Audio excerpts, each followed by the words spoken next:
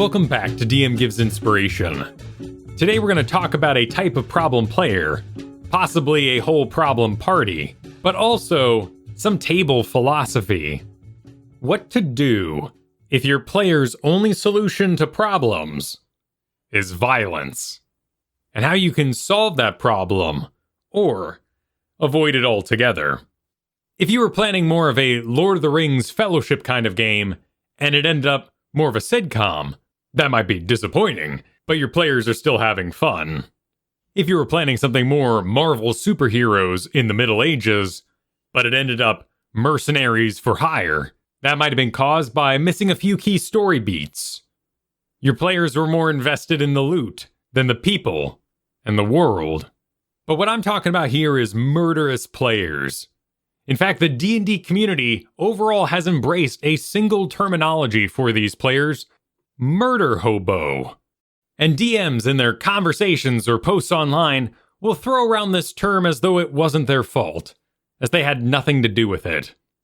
By the way, if you're not familiar with the terminology, or you might not be from the United States, hobo is a term from the 1890s, summarizing a wandering homeless worker.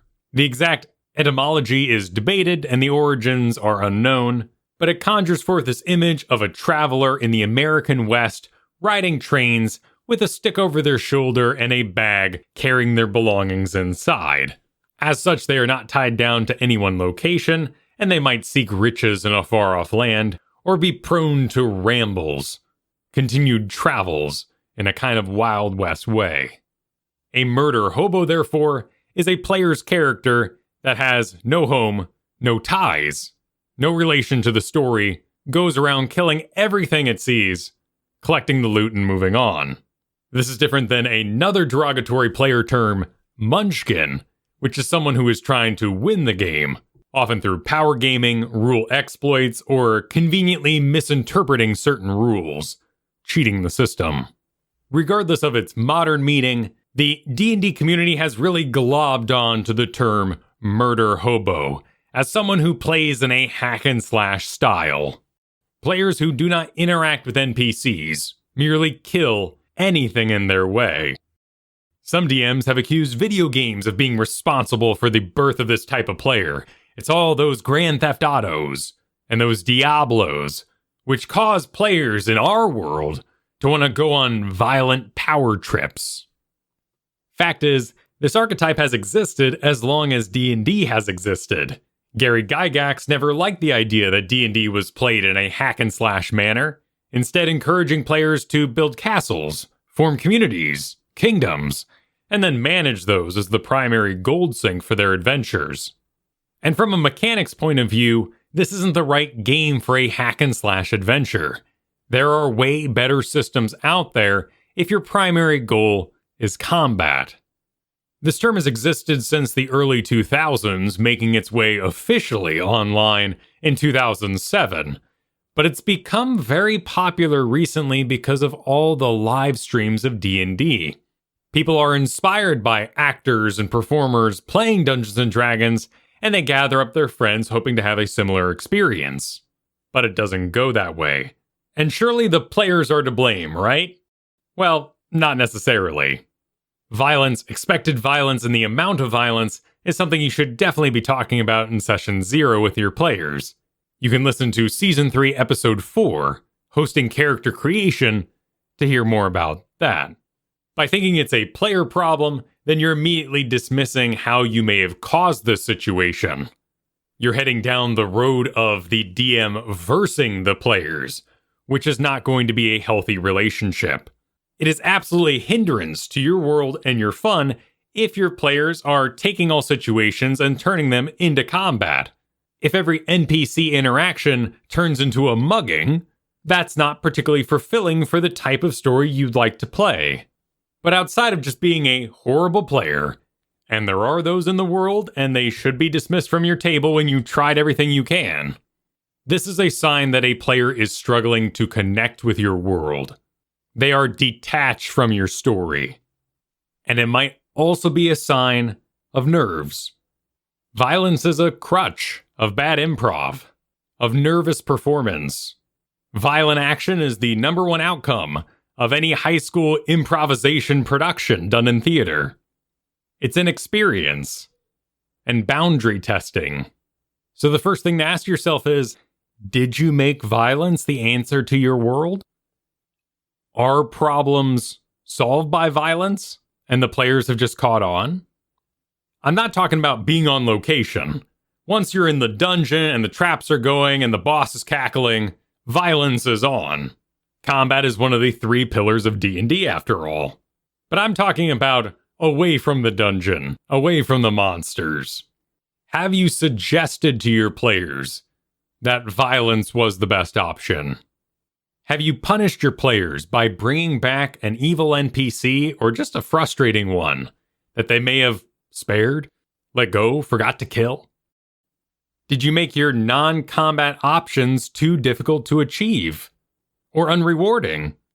Think of how many times you miss in combat, stumble, depending on what you do with critical ones, hit an allied player. But then for a non-combat encounter, you gave them a single roll, one chance to make that outcome happen. Perhaps your players have noticed that the rewards are always better for combat. You get to loot the body, you get more XP. Can you give equal loot and equal upgrades if players dodge a combat encounter with roleplay, with social interaction? Or do your players even feel punished by your pacing? The current beat has gone on too long. This city and its faction struggles are too complicated or too confusing. Is your cityscape so morally gray that it's frustrating for your players? Have you ever hand-waved a violent interaction, and now it became the norm? Oftentimes when you have just one murderous player or an overly thieving rogue, they go off and do it by themselves. So you're tempted to hand-wave that situation away. Move on as fast as possible. But this encourages that player to do it more and more because they get away with it. You have to take that moment, that beat, to deal out punishment. In a role-playing way. There needs to be guards in your cities. There needs to be story impact, lore punishments, bounties that are placed on their heads. Don't hurry through this interaction even though you might find it silly. It might actually be part of their character, you just need to help them develop it. Try to push them deeper than it's what my character would do. For instance, if they're playing D&D because part of the fantasy to them is performing these thefts, then you can make that a bigger part of your overall world. You can have them get involved in a thieves guild. They could become the top assassin in the empire, and then use that to steer them back towards the main quest, making sure that the things we can control are profitable. Robbing a bank is profitable, but in this world that has banks, citizens and shopkeepers don't keep all their gold on their person.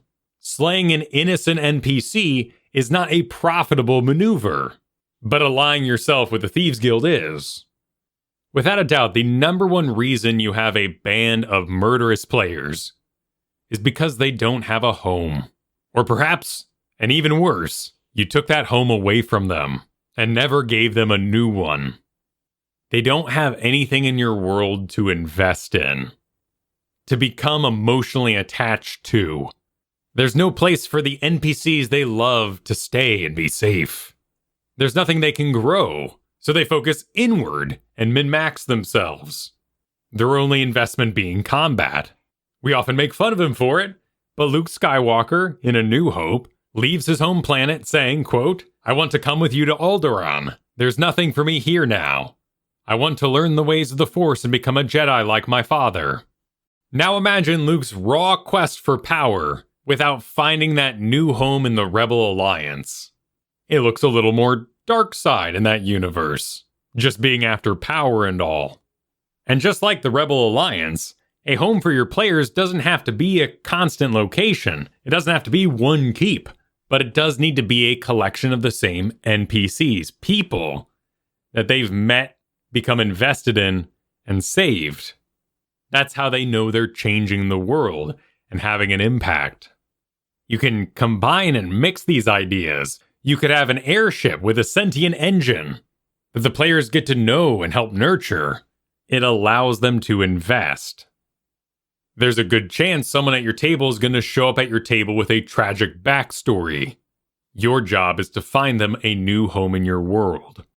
But there are several other tricks you can do. And one is just making killing people taboo. The world is full of monstrous, predatory creatures. Ancient and evil entities that wish to snuff out life. The undead, abominations. Demons that hunger for souls of the virtuous. I think monsters can sometimes be the real monsters. When you have that first fight with guards or cultists, highwaymen, ask your players, are you attacking non-lethally? And that's a really interesting moral question, and divides your game from a video game. Because so often in video games, violence is the interactivity. Here, your whole world is interactive. We don't necessarily need that violence for feedback on our immediate impact. Can you take this further and make it part of your world? Are all intelligent beings worthy of compassion? Sure, we might not kill fellow humans, elves, dwarves, and down the player lists, but what about goblins and kobolds? What place do they have in your world, in your society? If a player walked into town and said, I just killed a whole bunch of kobolds, would that be shocking? Would that be immoral? Particularly when there's creatures of such great evil out there. Or if nothing else, just mindless killing machines that could have been slain instead. And then, of course, provide them with those things. After all, players are here for some combat. They want to fight. So if your world is full of these moral ideas, then you might run an undead campaign. So it's 100% clear that we kill undead. And that feels good. Killing undead feels good. Can you give your players a range of villains?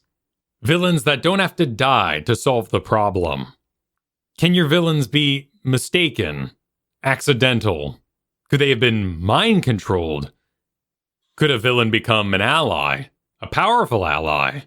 Showcase the rewards for compassion. It's one thing to have an understandable or sympathetic villain. It's another thing for them to be redeemable. If the villain is tragic, their death could even be peaceful or sad. If they're an ancient elemental that's been rampaging because of corruption, their death could be beautiful, mournful. An ancient era has ended. Could your villain be honorable to the very end? Keep their promises to the players after defeat. A lot of the ways to avoid overly violent players is to just not have an overly violent world. But I go back again to that session 0. This is something you should communicate to your players clearly. And the majority of overly violent players that I've encountered are ones who have joined the group after the fact, weren't there for the onset of the adventure, feel disjointed, and nervous to be thrust among so many developed characters. They want to stand out. They want to feel unique. You can talk to these players directly, but what's more powerful is just give them a place in your world, even if they weren't part of this starting band of misfits. Thank you for joining me for this episode. If you'd like to find out more about DM Gives Inspiration, head on over to kylefergusson.com, 2 S's in Fergusson, for the full back catalog, including a tag system, which you will find helpful in finding topics throughout the various shows. You can support this show over at patreon.com/Kyle Fergusson. Music was by Brian Griffith, and I will see you all next week with the history episode of the season for DM Gives Inspiration.